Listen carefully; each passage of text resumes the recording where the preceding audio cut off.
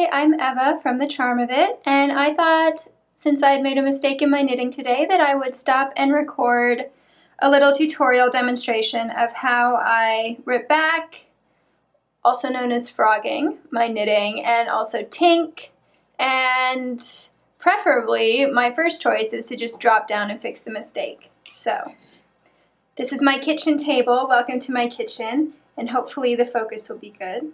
So this is what I'm knitting. I know, it's brighter than what I normally knit with. It's not for me. So the mistake that I made was I forgot to increase.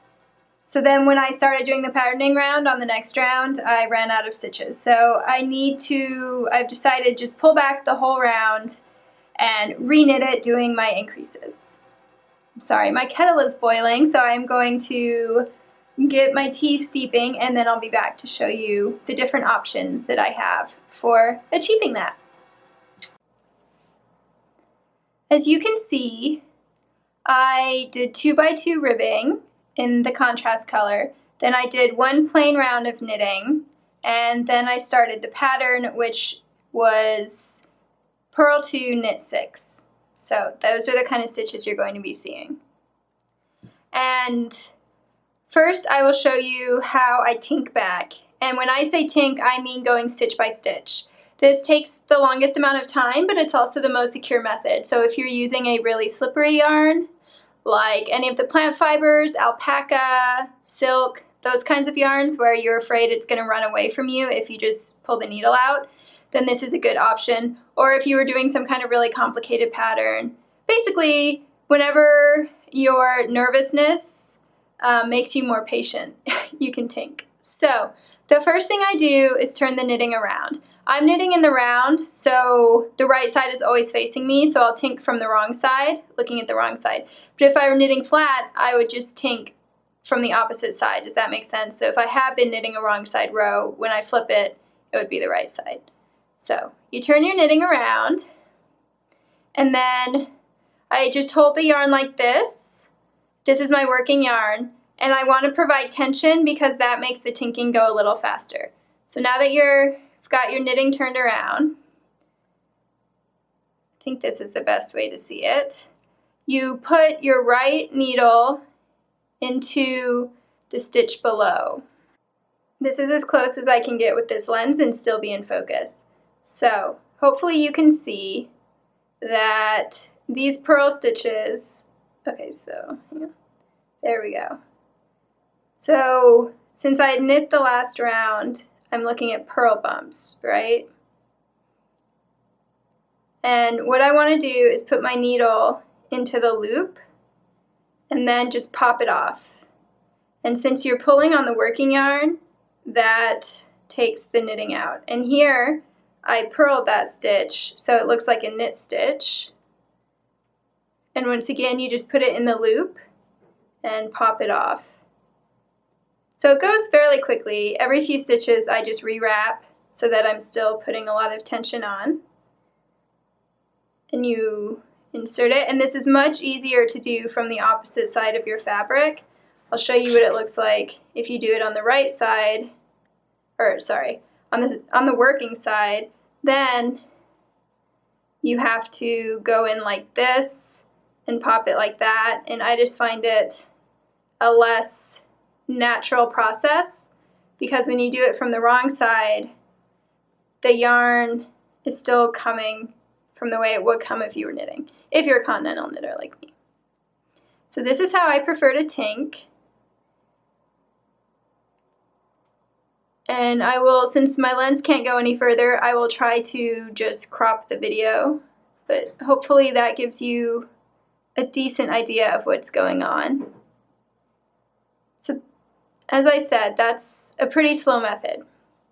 So another way that I'll do it to speed it up is to just pop some stitches off my needle, and then, so these are all just hanging out, and as long as I don't yank, they're really not going to go anywhere. See, I can even pull, not dropping. This is a 50% wool, 50% alpaca blend yarn, so it wants to hang out, like the stitches want to stay in place. Okay, so once again, I'm working on the opposite side of my yarn. And you just do the same thing. So this is just, and what I do in this case is I put the needle in as I'm pulling the yarn. So I kind of let the yarn be my guide, unless it gets ahead of me like that. So this is the exact same method of tinking. You've just taken the stitches off the left-hand needle, so you have easier access.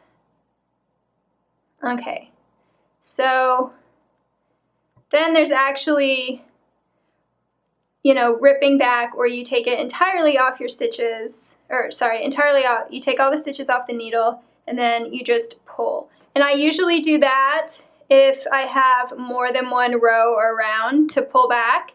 And so I'll just pull around until I get to the row before the one I want to be on. And then I usually do this method of tinking, but I'll just show you. So in that case, all you do is take your stitches off the needle and pull the yarn out. And then if you want to put them back on, right now my stitches are acting a little funky because I've been doing ribbing. So that's just something that happens when you've been doing any kind of knit purl stitches. So you can straighten them out by holding them in your left hand. Here, I'll do it this way. It's a little easier to see. And those loops are pretty sturdy. So the key when you're doing this is you want to go in with the right side of the stitch towards the front of the needle, because that way your stitches aren't twisted. It's not a big deal if you go the other way, which is a little easier. See, so that one I picked up the other way. It's a pretty subtle distinction. So the only thing is, if you pick them up this way, when you're knitting the next round, you'll have to knit through the back loop so that you're untwisting the stitches. And I'll show you what I mean by that by turning to the front. Okay, so here's the way that I prefer to do it.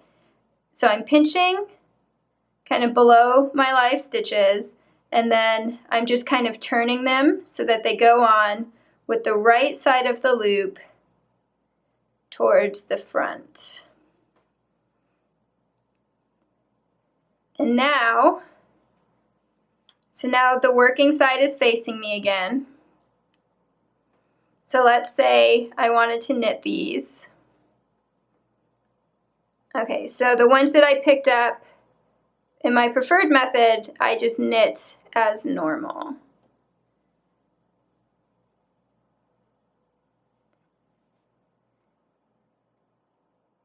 I'm trying to go slowly and not have my fingers block. Sorry, usually I am pushing all the stitches up with my fingers, so we'll do it this way.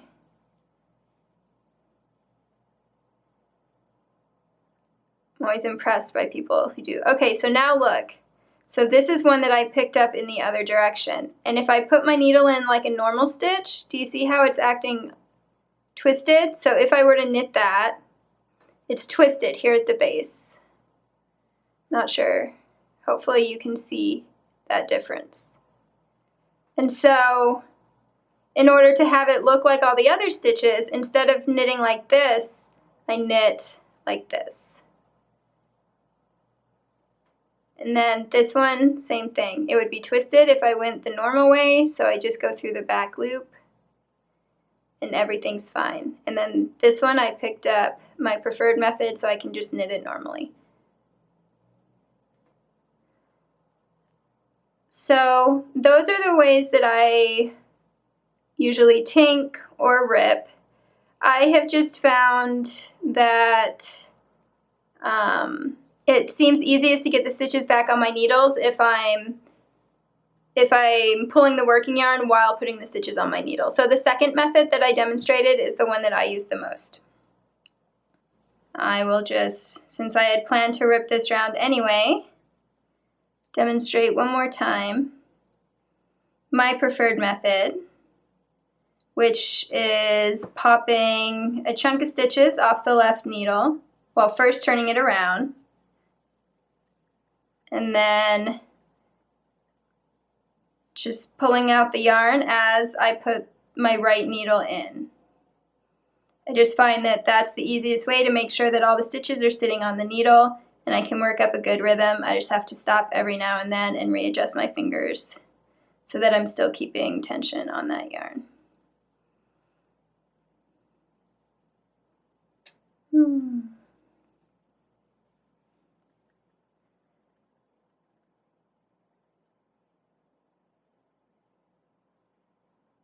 Hopefully my fingers aren't blocking your view.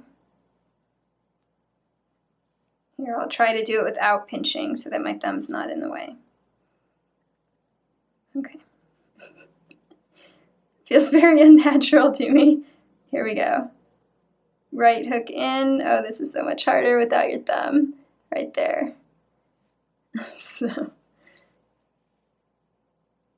Okay, so obviously the thumb is essential to me.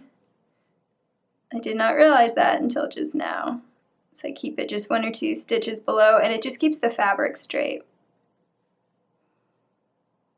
And if I've got a stitch marker on, I make sure I leave 1 stitch just so that my marker isn't plummeting, because I've lost stitch markers in between the cushions of my couch more times.